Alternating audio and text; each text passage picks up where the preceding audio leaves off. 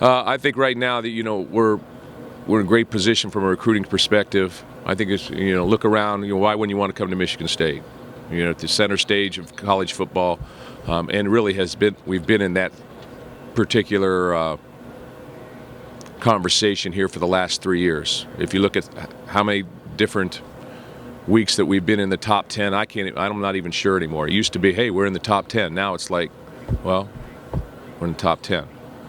So I think that we've grown as a program. The key is to be able to stay there. There's great competition in our conference. We're in a great side of the division, and our division is very strong.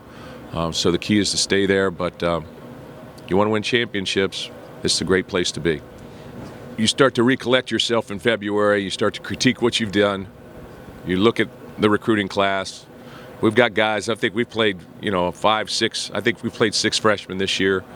This next year, teams run in positions. I think run in cycles. For example, our wide receiver group next year are going to be. We're going to have young players playing. We're going to have freshmen playing. We've got an outstanding freshman class coming in. Can't talk about names, but they're going to play.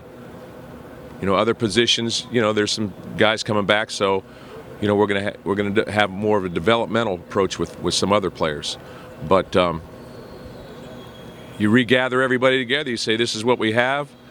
You maximize your strengths. You minimize your weaknesses. You look at your weaknesses and you try and say, okay, we need to get this guy here, this guy there. We need to go out and recruit a position player here that can play immediately. What do we have to do to be successful? And you sort of restock everything. That's the approach we've done. We've critiqued everything that we do. We'll critique this trip, and we'll critique what happens, and we'll look to get better from it. We'll not look to say, okay, hey, we got here. What are we going to do now? We'll look to get better from it, regardless of the outcome at the end. So that's what we'll try and do. That's always been our approach, and that keeps us grounded. And we understand that you're only as good as your last game. And the bar has definitely been raised here. The expectations are much higher now. So those are the expectations that our players have as well.